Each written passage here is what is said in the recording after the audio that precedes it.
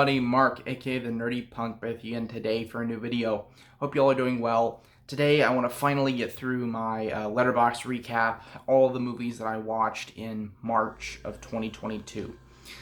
It is now mid-April, so I'm a bit late on this one, I apologize, but you know, life has been kind of getting in the way lately. So I want to go through all the movies. I ended up watching 13 movies this month. And actually, I ended up rewatching one movie, so it's 13 watches in total and 12 unique different movies to go through. So a decently sized month for a month in which I've been working pretty much every single day, Monday through Friday. So let's go ahead and get started and go through the movies. So first movie I have here is The Dark Knight. I've rewatched this for like the 100th time. I've seen this movie so many times. It's one of my favorite of all time. I absolutely love this movie, but I rewatched this in preparation for The Batman, which released early on in March, on March 4th. So, love this movie. Watched it again to remind myself what an excellent Batman movie is. And then, of course, I watched The Batman for the first time on opening night, March 4th. Robert Pattinson, of course, the new Batman movie directed by Matt Reeves, and I absolutely loved it. I did a review, a standalone review for this. There's a video for that up on my channel, so if you're interested in my in-depth thoughts on that movie, definitely go find that video, but I just thought it was fantastic. It was very, very close to being a perfect Batman movie for me. It was absolutely incredible. So, definitely enjoyed that one. And then I was on a bit of a Batman kick, so I decided to watch Batman The Long Halloween, Part 1 and Part 2. So this is the Part 1 Steelbook that I picked up when it came out in the summer last year. I hadn't watched this, and of course I was in a Batman mood, in the mood for some DC animated, and so I decided to pop this one in. And the two parts here are some of my favorite DC animated movies. I'm not the biggest fan of them, but I do like to watch them on occasion, and this is one of, if not my favorite, DC animated movies. It's such an iconic comic, and it does a really good job at recreating and retelling this story. And then the characters were pretty good. There's lots of really great characters. There's a good mystery. If you don't know the history of the comic and you don't know the story, there's a pretty good mystery involved here too. There's a new Batman. Jensen Ackles is actually voicing Batman in this, and I thought he did a pretty good job. So yeah, I definitely enjoyed this. Alright, next up, taking a 180 here. Next movie I watched was The Seventh Seal from Ingmar Bergman. This is my first Bergman movie. And I enjoyed The Seventh Seal, but it didn't quite live up to the lofty expectations that I had for it. I understand why this movie is so highly regarded by people throughout the film world, and I do have the Bergman box set, and I'm excited to dive into more Bergman down the road, but I just wasn't blown away by this. I enjoyed it. I thought it was a really good movie. It just didn't quite hit the expectations that I had going in. But I'm interested to see what happens, you know, if I rewatch the film. Next one. Another Criterion Collection release that I dived into, and this was Hedwig and the Angry Inch. This movie was awesome. I loved this from start to finish. It's about a transgender rock star, like punk rock star, and she was in a relationship with a younger man who basically stole her songs and has become like super popular off of her music and is not giving her like any of the credit for it. And so she is kind of following him on his tour throughout the United States. And while he is playing these big arenas, she is playing with her band in these tiny little venues around the country, and sometimes to not so warm welcomes.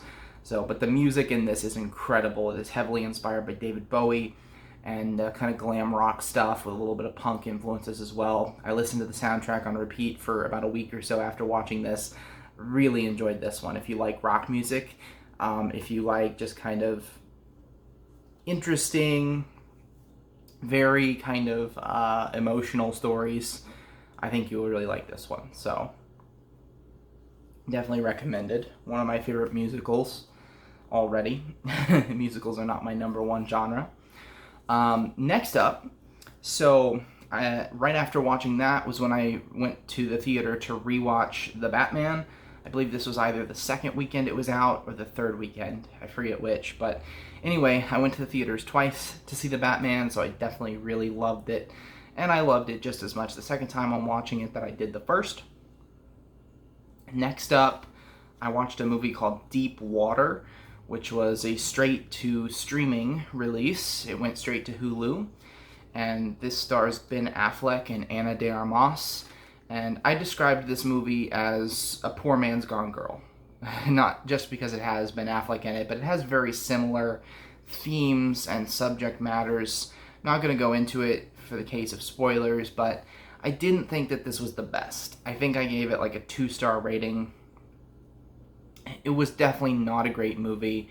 Tons of flaws with it. But, you know, it was an interesting 2 hours. Am I completely upset that I watched it? No. There's a lot of graphic stuff in it, and I will say Ana de Armas is quite attractive, so it was not torture to watch this for 2 hours, but it certainly wasn't a great film.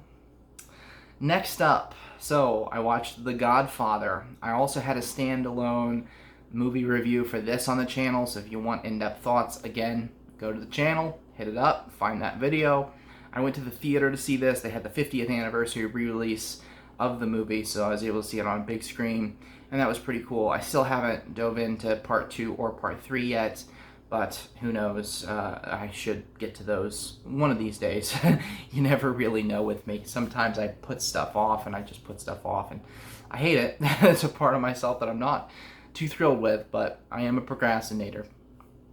But I really loved The Godfather, the original, so I think it's a perfect movie. Next one, speaking of perfect movies, I watched Vertigo right after watching The Godfather. Back-to-back perfect movies. Vertigo is a part of this Alfred Hitchcock Classics 4K box set that came out last year. There's a volume 2 of this that's coming out this year with, I think, 6 more movies, or 5, something along those lines. Looking forward to picking that up. But I need to watch more of Hitchcock. I've now seen Vertigo and Psycho, and I really love both of them.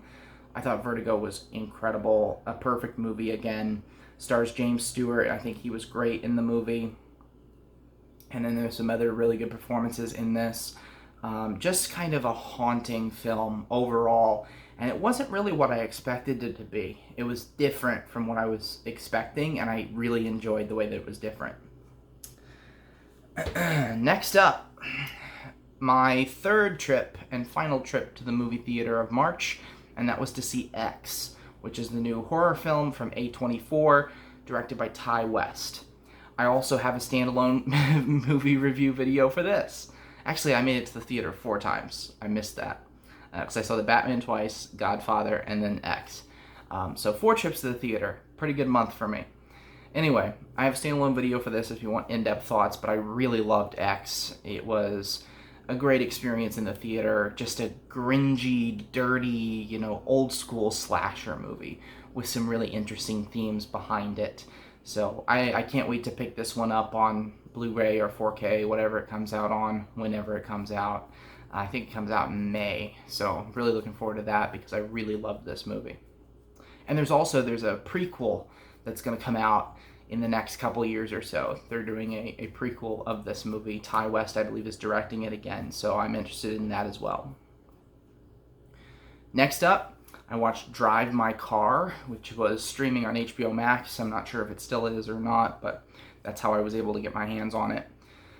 This was really good. Again, I watched this the night before the Oscars. I did a little bit of last-minute catch-up on a couple movies that I needed to watch, and I'm very glad that I was able to watch this one. It is definitely a slow burn. It's 3 hours long, but dealt with some very hard-hitting themes, very emotional story, and a lot of weight behind it, and I really enjoyed this one.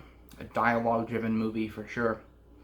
And then the last movie that I watched for March of 2022, again the night before the Oscars, I watched Power of the Dog, which was directed by Jane Campion, and I also really loved this one. I was kind of putting this one off for a while because it had come out in December, I think, but I didn't watch it. I didn't watch it.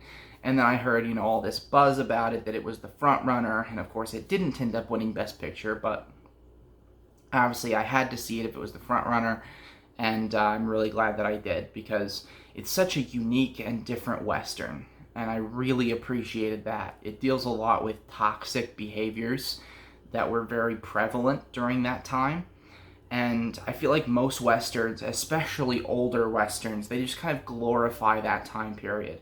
Like, people almost worship that time period, and I've never liked that, because that time period was only good for a certain amount of people. Like, if you were a marginalized person, you did not have a good time in the 1800s, or in this case, the early 1900s is when this was set. Women were, subject to all kinds of terrible treatment. Gay people, which is explored in this movie, were subject to all kinds of terrible treatment. People of color, etc. So, I hate kind of the way that Westerns tend to glorify that time period, that time and place.